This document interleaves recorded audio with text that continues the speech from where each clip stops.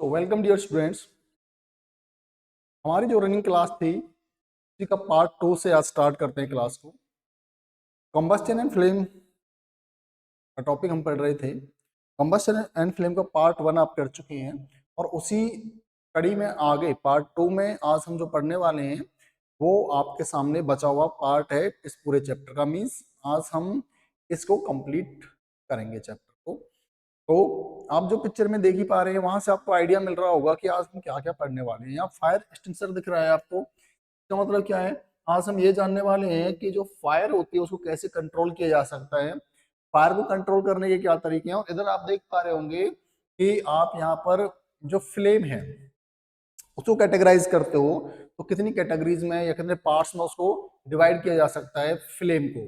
तो ये दो मेन चीजें रहने वाली हैं टॉपिक में। इसके अलावा भी बहुत सारी चीजें हैं तो आपकी कॉमन यूज के लिए भी है, कॉमन नॉलेज के लिए भी है, और आप के जो एग्जाम्स आने वाले हैं उनसे रिलेटेड भी बहुत सारी चीजें हैं। देखिए, पढ़ाई मैं कहता हूँ ना, पढ़ाई किस लिए होती है कि हम उसे अपने लाइफ में इम्प्लीमेंटेशन कर सकें उसका, और अपने लाइफ को हम क्या कर सकते हैं, ज्यादा बेहतर बना सकते हैं, अपने लाइफ स्टाइल को चेंज कर सकते हैं। तो ये होता है एजुकेशन। तो ज्यादा टाइम मैं आपका खर्च नहीं करूंगा, क्लास स्टार्ट करते हैं और जल्दी से अपनी क्लास को खत्म करने की कोशिश करते हैं। उम्मीद करता हूं आप वीडियो पूरा देखेंगे क्योंकि आपको चैप्टर पूरा सीखना है। सबसे पहले फ्लेम की बात करते हैं हम। फ्लेम क्या होता है ये तो आपने जान लिया कि जो कंबस्टिबल सब्सटेंसेस होते हैं, जो आग पाकर, जो हीट पाकर जलना शुरू कर देते हैं, वो क्या करते हैं, उनमें एक्चुअली वो वेपराइज होते हैं।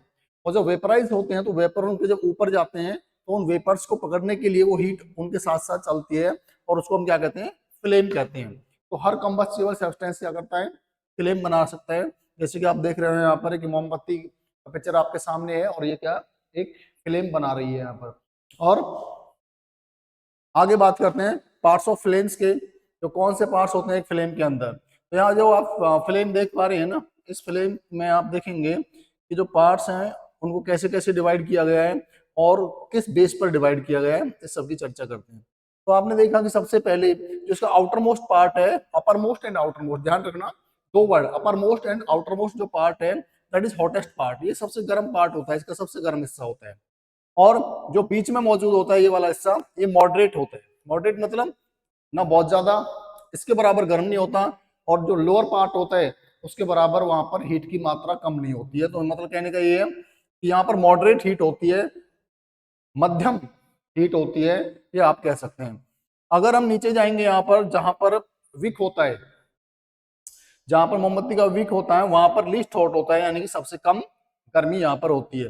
वैक्स कैंडल, ये मोम का कैंडल है ही, तो इसमें कोई आपको बताने लायक कुछ खास बात है नहीं यहाँ पर। लेकिन यहाँ आप देखेंगे तो क्या नाम दिया हमने, आउटर जोन। क्या नाम दिया? जो आउटर जोन है वो हॉटेस्ट जोन है। आपसे यही पूछा जाएगा which zone of flame is hottest, तो आपका आंसर क्या होगा, आउटर जोन। इसी तरह से दूसरा नाम आप जो देंगे दैट इज मिडिल जोन। क्या नाम रहेगा, मिडिल जोन। आपसे पूछा जाएगा कि यहाँ पर कंबस्शन कैसा होता है, पार्शियल कंबस्शन होता है। पार्शियल कंबस्शन में क्या होगा, येलो फ्लेम बनेगा, और जो येलो फ्लेम बनेगा वहां पर हीट की मात्रा कम होगी in comparison to outer zone. इसके अलावा जो इनर मोस्ट जोन होता है that is the lowest zone and least hot. सबसे कम जो हॉट जोन होगा वो इनर मोस्ट जोन होगा, या फिर कह लीजिए कि लीस्ट जोन होगा ये आपका यहाँ पर, जो कि विक के पास होता है। तो इस तरह से हम तीन जोन में डिवाइड कर सकते हैं फ्लेम को। तीन जोन में फ्लेम को डिवाइड किया, और तीनों जोन में कौन कहाँ कहाँ पर कितनी मात्रा होगी, कौन हॉटेस्ट होगा, कौन मॉडरेट होगा और कौन लीस्ट होगा, ये आप जान चुके हैं। तो क्वेश्चन आपसे यही पूछा जाएगा, अभी जो मैंने किया था फिर से बता देता हूँ क्वेश्चन आपको। Which part of the candle is, अब वहां पर क्वेश्चन में तीनों में से कुछ भी पूछेगा तो उनमें से पुट कर सकता है। हॉटेस्ट, तो आपका आंसर क्या रहेगा, आउटर मोस्ट। मॉडरेट, आपका आंसर मिडिल जोन। और लीस्ट हॉट, आपका answer the inner most zone.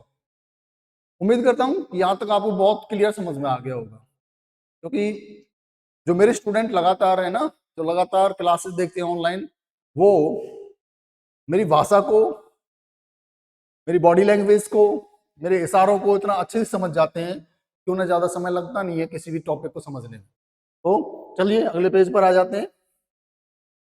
A goldsmith uses which zone of flame.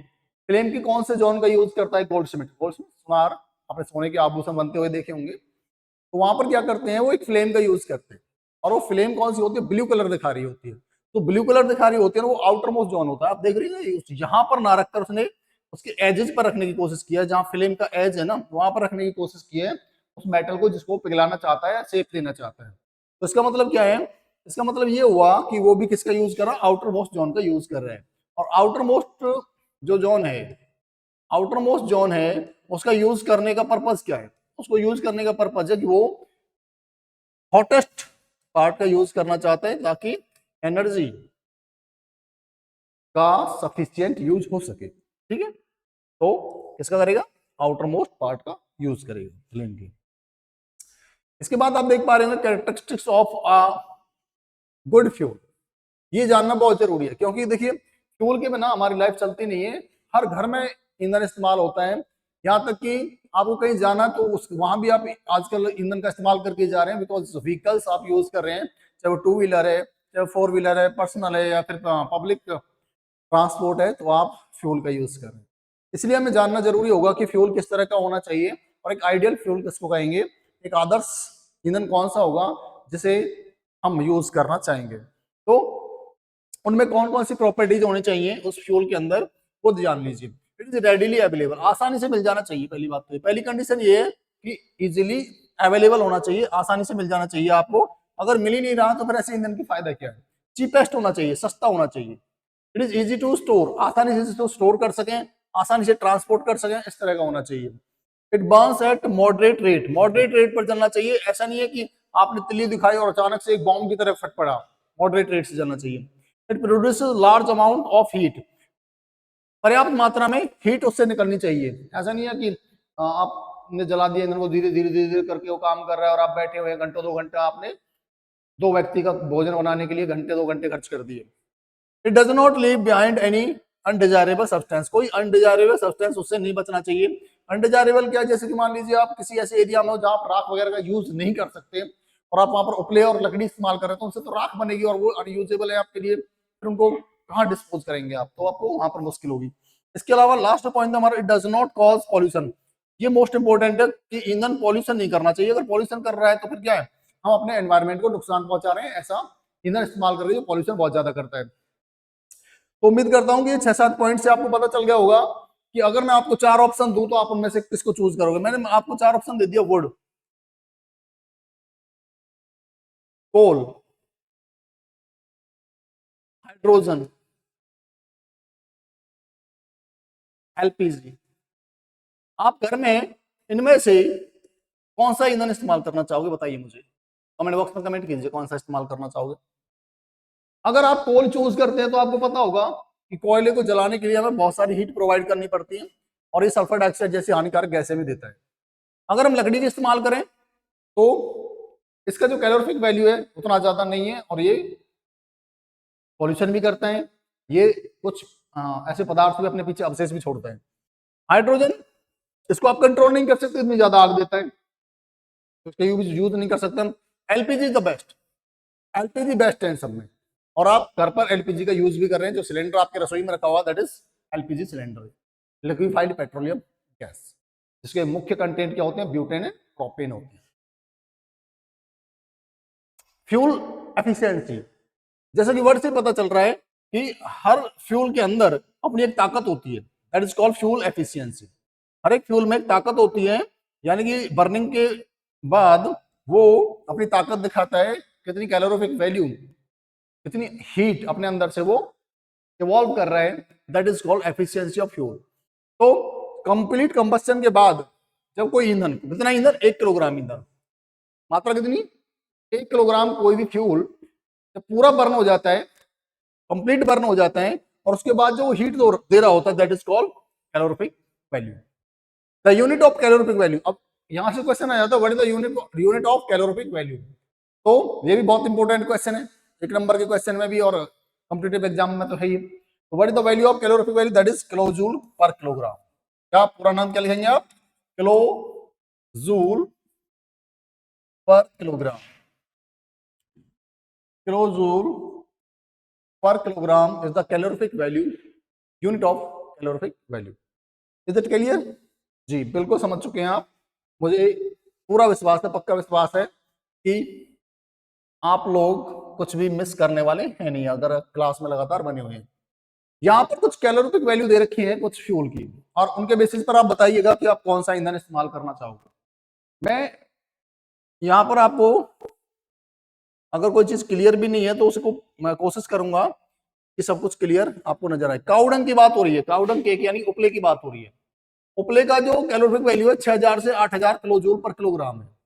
उसी कंपैरिजन में वुड का बहुत ज्यादा है, वुड का है 70,000 से 22,000। उसके कंपैरिजन में कोल का थोड़ा सा और भी ज्यादा है, 25,000 से 33,000। लेकिन आगे बढ़ते हैं तो पेट्रोल का उनसे बहुत ज्यादा है, जो कि 45,000 लगभग। डीजल का, केरोसिन का और पेट्रोल का लगभग बराबर है, लेकिन मीथेन का 50,000 हो जाता है और सीएनजी का 50,000 हो जाता है, एलपीजी का 55,000 हो गया। एलपीजी का कैलोरीफिक वैल्यू कितना है? 55,000 है, जो कि ना तो बहुत ज्यादा है ना बहुत कम है। और बहुत ज्यादा किसका है? हाइड्रोजन, जो मैंने बताया था, जो कंट्रोल में नहीं आ सकता। ये कितना है? 150, यानी कि 1,50,000, जो कि आपके कंट्रोल के बाहर है। सो आप इनमें से किसका इस्तेमाल करना चाहेंगे फ्यूल के रूप में? बिल्कुल आपकी चॉइस होगी यहाँ पर एलपीजी, क्योंकि उसका कैलोरीफिक वैल्यू बढ़िया है, उसको स्टोर आसानी से किया जा सकता है, ट्रांसपोर्ट आसानी से किया जा सकता है, और अगर हम कीमत की बात करें तो उसमें भी कोई ज्यादा बहुत हाई फाई कीमत नहीं है, मतलब उस तरह की कीमत नहीं है कि आपके बजट में ना हो। तो यहाँ पर हमारा जो आइडियल फ्यूल है फिलहाल के टाइम में वो एलपीजी हो जाता है। Harmful effect of burning of fuel, fuel को बर्न करने के नुकसानदायक क्या असर है हमारे ऊपर, वो देखते हैं। रेस्पिरेटरी डिजीजेस, सबसे पहली बात है जो हमारा रेस्पिरेटरी सिस्टम है उसमें नुकसान होता है। किस चीज का? जब हम बहुत ज्यादा ऐसे ईंधन इस्तेमाल कर रहे हैं जो पॉल्यूशन करते हैं, ज्यादा फॉसिल फ्यूल हम इस्तेमाल कर रहे हैं तो पॉल्यूशन होगा ही होगा। तो अनबर्न्ड कार्बन पार्टिकल्स, देखिए जब भी आप लकड़ी जलाते हो, कोयला जलाते हो, पेट्रोल डीजल जलाते हो, तो उसमें अनबर्न्ड कार्बन पार्टिकल्स आते हैं जो जले हुए नहीं होते पूरी तरह से, और वो कहाँ रिलीज हो जाते हैं? वो एयर में रिलीज हो जाते हैं। एयर में रिलीज होकर जब हम सांस लेते हैं तो वो सांस के थ्रू हमारे रेस्पिरेटरी सिस्टम में चले जाते हैं, और बहुत सारी बीमारियां जैसे कि एस्थमा, दमा, खांसी, इस तरह की बीमारियां दे जाते हैं। ठीक है, समझ गए होंगे आप जी। Death due to carbon monoxide gas, इसको जान लीजिए क्योंकि बहुत सारी घटनाएं मैं न्यूज़पेपर में पढ़ता हूं इससे रिलेटेड। लोग क्या करते हैं, जब सर्दियां होती हैं तो अंगीठी जलाकर या लकड़ियों का ढेर लगाकर उनको जलाकर एक कमरे को पूरी तरह से बंद करके सो जाते हैं। और क्योंकि लकड़ी, कोयला, उपले, ये इनके अंदर अनबर्न कार्बन पार्टिकल होते हैं, यानी कि कहने का मतलब ये है कि जो कार्बन है वो पूरी तरह से जला नहीं होता, 100% कंप्लीट उसका कंबस्टन होता नहीं है, तो इनकम्प्लीट कंबस्टन होता है, जिसमें एक गैस बनती है दैट इज कार्बन मोनोऑक्साइड, जिसको हम शॉर्ट में सीओ कहते हैं, सीओ, कार्बन मोनोऑक्साइड। और ये कार्बन मोनोऑक्साइड गैस होती है पॉइजनस। कैसी होती है? पॉइजनस होती है। कैसी होती है डियर स्टूडेंट्स? ये पॉइजनस होती है, जहरीली होती है। और जब कमरे को बंद करके आप सो जाएंगे तो उसमें जितनी भी ऑक्सीजन वगैरह जो गैसेज है ना, उन सब की जगह यही अपना स्थान बना लेती है, और आपके सांस में जा रही होती है धीरे धीरे। धीरे धीरे आपके जो ब्लड टिश्यूज है उनको डेड करती चली जाती है, खत्म करती चली जाती है, और अचानक जो लोग ऐसा करते हैं उनकी डेथ हो जाती है। मीन्स रात को जलाकर सो गए, सुबह उठे ही नहीं, कार्बन मोनोऑक्साइड ने किल कर दिया उनको। तो आप मेरे स्टूडेंट हैं, आपका फर्ज भी बनता है कि आपके आसपास अगर ऐसा कोई करता हुआ नजर आता है तो आप उसको अवेयर करें, उसको जागरूक करें, लोगों को बताएं कि आप कितने बड़े खतरे से खेल रहे हैं, इसमें जान का रिस्क है। तो इसलिए मैं कहता हूं कि बेटा पढ़ाई केवल कागजों तक सीमित नहीं है। पेपर्स में आपने एग्जाम्स में क्वेश्चंस का आंसर दे दिया, मार्क्स मिल गए, वहां तक सीमित नहीं है। हमें जीवन जीना सिखाती है पढ़ाई। ग्लोबल वार्मिंग, ग्लोबल वार्मिंग क्या है कि जो हमारा टेम्परेचर है पूरे वर्ल्ड का, वो हर साल थोड़ा बहुत इंक्रीज कर रहे हैं। उसका रीजन क्या है? एटमॉस्फेयर में CO2 की मात्रा बढ़ती जा रही है, और CO2 क्या करती है? कैप्चर कर लेती है हीट को, और जिसके अंदर हीट को कैप्चर करने की कैपेसिटी होती है वो एटमॉस्फेयर को गर्म करती चली जाती है। तो जितना ज्यादा हम ईंधन का इस्तेमाल करेंगे और पेड़ कम लगाएंगे या पेड़ों को ज्यादा काटेंगे तो उससे CO2 की मात्रा बढ़ेगी, और CO2 बढ़ेगा तो पूरे वर्ल्ड का टेम्परेचर बढ़ेगा, और उसी को हम कहते हैं global warming. Because global word ये जो यूज किया जाता है, ये पूरी दुनिया के जब बात कर रहे होते हैं हम तो ग्लोब वर्ड का यूज किया जाता है। तो ग्लोबल वार्मिंग को आप समझ चुके होंगे। एसिड रेन, जी हाँ, ये और समझ लीजिएगा, बहुत इंपॉर्टेंट। हालांकि मैं कई चैप्टर्स में एसिड रेन की बात कर चुका हूँ, यहाँ पर से समझ लीजिए। जब आप किसी क्षेत्र में कोयला बहुत जलाते हो, डीजल पेट्रोल का बहुत ज्यादा इस्तेमाल करते हो, तो वहां पर सल्फर डाइऑक्साइड गैस एयर के अंदर घुल जाती है। कौन सी? सल्फर डाइऑक्साइड, जिसको आप SO2 कह सकते हैं। ये सल्फर डाइऑक्साइड गैस जब एयर में घुल जाएगी तो इसका मतलब क्या है, जब बारिश होगी तो बारिश में होता है वाटर जो कि SO2 के साथ रिएक्ट करेगा, और यहां पर एक H2SO4 जिसको सल्फ्यूरिक एसिड कहते हैं, ये बनकर वो जमीन पर पहुंचेगा, और इसको कहेंगे हम एसिड रेन। और ये एसिड रेन एनिमल्स के लिए, प्लांट्स के लिए और बिल्डिंग्स के लिए, सबके लिए हानिकारक है, हार्मफुल है। तो समझ ही गए होंगे व्हाट इज एसिड रेन, कैसे होती है और क्या उसके इंपैक्ट होते हैं, क्या उसके हानिकारक प्रभाव होते हैं। It is harmful for crops, buildings and soil. Understand? तीनों पॉइंट्स नोट कर लीजिए, क्रॉप्स, बिल्डिंग्स एंड सॉइल, इन सब के लिए वो खतरनाक होती है।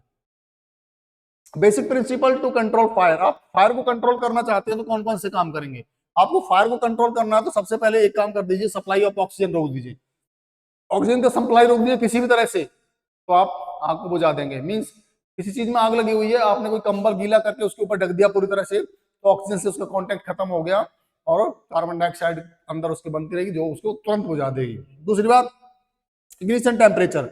आप इग्निशन टेम्परेचर को इतना बढ़ा दीजिए कि कोई चीज इग्नाइट ना कर सके। जैसे कि किसी चीज में आग लगी हुई है तो आपने पानी डाल दिया, पानी डालने से क्या होगा, इग्निशन टेम्परेचर बहुत ज्यादा बढ़ जाएगा, वहां तक पहुंच ही नहीं पाएगा उस चीज को जलाने के लिए।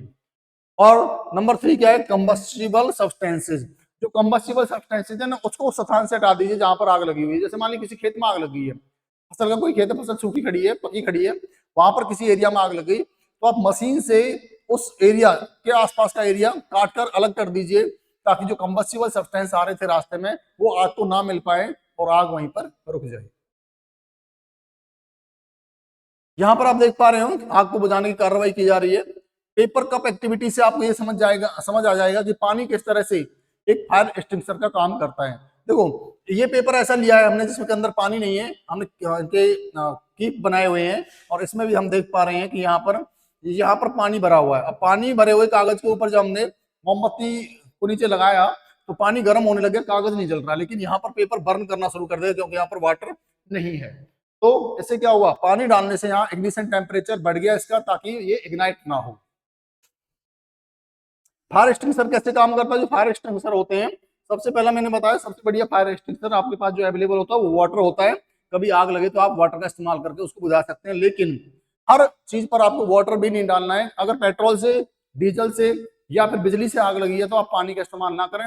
बिजली से आग लगने पर सबसे पहले जो बिजली के सप्लाई है वो बंद करें, तब पानी आप इस्तेमाल कर सकते हैं। लेकिन पेट्रोल, डीजल, इससे जो आग लगी है उसके ऊपर आप पानी डालेंगे तो वो और ज्यादा भड़क जाएगी, क्योंकि पानी क्या होता है, भारी होता है पेट्रोल से, पेट्रोल उसके ऊपर आ जाएगा और आग और ज्यादा भड़कती चली जाएगी। वहां पर आप क्या इस्तेमाल कर सकते हैं, वहां पर आप मिट्टी का, रेत का इस्तेमाल कर सकते हैं, या फिर सोडियम बाइकार्बोनेट का यूज कर सकते हैं, जो कि कार्बन डाइऑक्साइड की लेयर उसके ऊपर बनाकर आग को बुझाने में हेल्प करेगा।